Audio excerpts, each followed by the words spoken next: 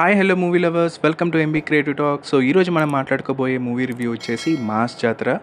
So ఈ movie ఎలా ఉంది, బాగుందా బాగాలేదా, ఎవరు చూడొచ్చు ఎవరు చూడకూడదు అనేది మొత్తం నేను ఈ వీడియోలో చెప్తాను. సో స్కిప్ చేయకుండా ఫుల్ వీడియో చూడండి. దానికంటే ముందు నా వీడియోని లైక్ చేయండి, షేర్ చేయండి అండ్ నా ఛానల్ని సబ్స్క్రైబ్ చేయడం మర్చిపోకండి. సో ఇప్పుడు మనం మూవీ రివ్యూలోకి వెళ్దాం. సో మూవీలో యాక్ట్ చేసిన యాక్టర్స్ రవితేజ, శ్రీలీల అండ్ రాజేంద్ర ప్రసాద్ గారు అండ్ నవీన్ చంద్ర. సో ఇలా క్యారెక్టర్స్ అన్నీ ఉన్నాయన్నమాట ఈ మూవీలో. సో యాక్చువల్గా ఈ మూవీలో గురించి చెప్పాలి అంటే థీమ్ మనకి ఎలా అనిపిస్తుందంటే, అంటే ఇది యాజ్ ఇట్ ఈస్గా ఈ మూవీ స్టోరీయే అని నేను చెప్పట్లేదు, కానీ థీమ్ మనకు అలా అనిపిస్తుంది.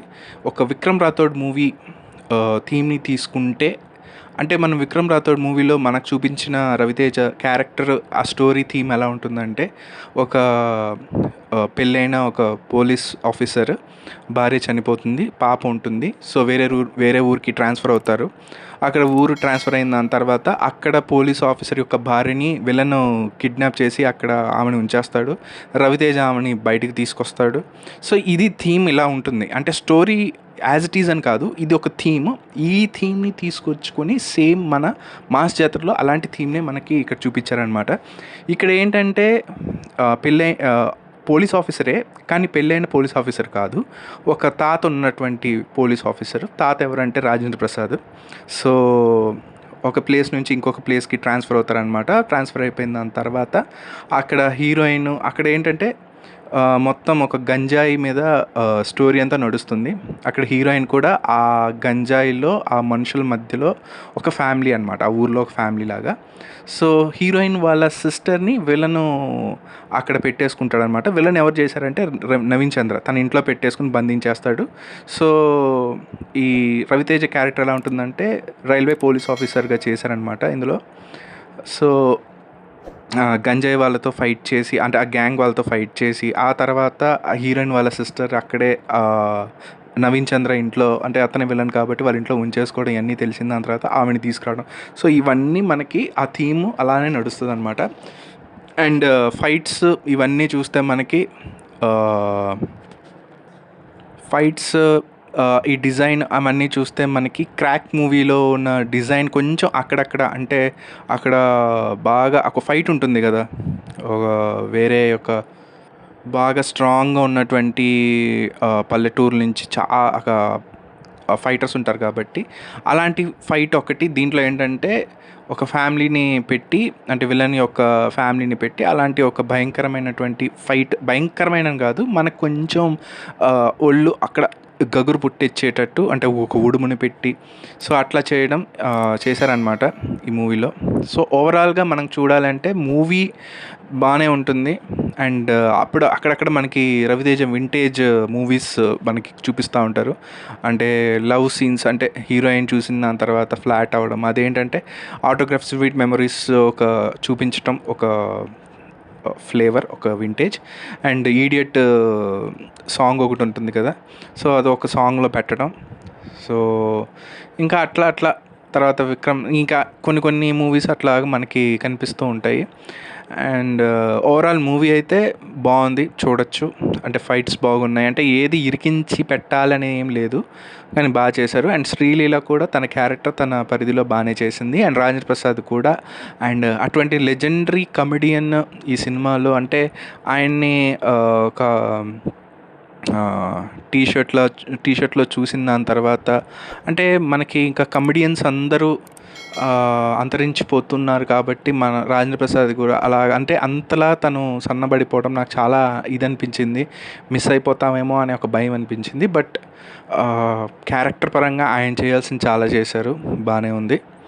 And Naveen Chandra villain character అయితే చాలా బాగా చూపించారు. అండ్ డిజైన్ కూడా చాలా బాగా చేశారు. అండ్ ఓవరాల్ అంటే క్లైమాక్స్ కూడా ఊహించిందే ఉంటుంది. క్లైమాక్స్ అంటే ఫైట్తోనే ముగిసిపోతుంది అనమాట. అది అంత కొంచెం మనకి అంత ఇంట్రెస్టింగ్ అనిపించదు. సో స్టోరీ అంతా ఓవరాల్ బాగానే ఉంటుంది. అండ్ కామెడీ కూడా బాగానే ఉంటుంది. హైపరాది కామెడీ కానీ, చాలామంది అక్కడ, అంటే ఆ కామెడీ చాలా బాగుంటుంది సినిమా, నాకైతే బాగా నచ్చింది. అండ్ సాంగ్స్ విషయానికి వస్తే ఏదో అంటే మనకంత చెవుకెక్కేసేలా ఉండదు గానీ, సో ఏదో ఒక్కసారి చూడొచ్చు. అండ్ ఒక పార్ట్‌లో శ్రీలీల, రవితేజ గారి డ్యాన్స్ ఒకటి బావుంటుంది. సో అండ్ శ్రీలీల గారిదంటే ఫస్ట్ అంటే సస్పెన్స్ క్యారెక్టర్ బాగా నచ్చింది శ్రీలీలది. తనేంటో ముందుగానే రివీల్ చేయకుండా మనకొక సాఫ్ట్ వేలా చూపించింది. దాని తర్వాత అసలు ఆమె ఏంటనన్నది చూపించడం అది బాగుంది. నాకు కొంచెం క్రింజీ అనిపించింది క్యారెక్టర్. అండ్ ఇందులో సముద్రకిని కూడా ఒక క్యారెక్టర్ చేశారు, అది కూడా బాగానే చేశారు. సో ఓవరాల్ మూవీ అయితే బాగుంది. అండ్ ఇందులో ఏంటంటే నాకు నచ్చింది ఏమైనా ఉన్నాయి అని అంటే, రవితేజ గారి యొక్క తెలంగాణ స్లాంగ్ నాకు నచ్చలేదు.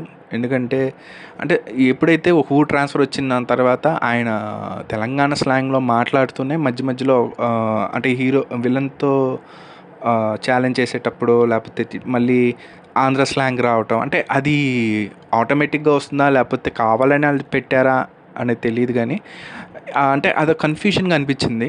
సో తెలంగాణ స్లాంగ్లో తెలియకుండా ఒకటి ఆంధ్ర వర్డ్స్ అక్కడక్కడ అంటే ఆ స్లాంగ్ రావటం. సో మనకి తెలిసిన రవితేజ ఒక బాడీ లాంగ్వేజే ఆ వాయిస్ని పెట్టుంటే అది బాగానే ఉంటుంది. కానీ తెలంగాణ స్లాంగ్ ట్రై చేయడం అని అన్నది అదొక కొంచెం రిస్కీ అనిపించింది. కానీ బట్ ఓవరాల్ మూవీ అయితే బాగుంది. సో సినిమా అయితే అందరూ చూడొచ్చు. సో ఒక మంచి ఫ్యామిలీ అని కాదు కానీ ఒక మంచి entertainer, action entertainer and comedy కూడా ఉంటుంది. అండ్ సెంటిమెంట్ కూడా బాగానే ఉంటుంది. రాజేంద్ర ప్రసాద్ గారిదిను రవితేజ గారిది అక్కడ వర్కౌట్ అవుతుంది. అండ్ శ్రీలీల వాళ్ళ సిస్టర్ని అట్లా విలన్ తీసుకెళ్ళిపోవడం, అక్కడ నరేష్ గారు సెంటిమెంట్గా అంటే ఎక్స్ప్రెస్ చేసే విధానం, రవితేజ గారిది ఇలా తన కూతుర్ని అతను పట్టుకెళ్ళిపోవడం, సో ఇవన్నీ చెప్పిన దాని తర్వాత అది బాగానే ఉంటుంది. సో ఓవరాల్ మూవీ అయితే నాకైతే ఓకే బాగానే అనిపించింది. సో అందరూ ఫ్యామిలీ అంతా చూడొచ్చు, పెద్దగా ఇబ్బంది పడాల్సిన అవసరం లేదు. సో ఇప్పుడు మనకి అంటే నాకు నచ్చనివి అయితే ఇదొక్కటే, స్లాంగ్ ఒక్కటే నాకు నచ్చలేదు, మిగతా అన్నీ బాగానే ఉన్నాయి. అండ్ ఇంట్రడక్షన్ కూడా రవితేజ ఇంట్రడక్షన్ కార్డ్ పడటం అండ్ ఇంట్రడక్షన్ కూడా చాలా బాగుంది, అన్నీ బాగానే ఉన్నాయి. సో ఓవరాల్ అంటే ఇప్పుడు రవితేజ గారిది కానీ శ్రీలీల గారిది కానీ మిగతా క్యారెక్టర్స్ వాళ్ళని దృష్టిలో పెట్టుకొని, స్టోరీని కూడా దృష్టిలో పెట్టుకొని నేను ఈ మూవీకి ఇచ్చే రేటింగ్ అంటే నా పరంగా ఇది ఎవరిదో నేను ఫేవర్గానో ఇది కాదు, నేను మూవీ చూశాను కాబట్టి నా పరంగా అంటే ఇది నా ఒపీనియన్. సో ఇది ఎవరిని కించపరచే ఉద్దేశం అని కాదు, జెన్యూన్గా నేను చెప్పేటువంటి రివ్యూ అనమాట. సో ఇప్పుడు ఈ మూవీకి నేను ఇచ్చే రేటింగ్ ఎంత అంటే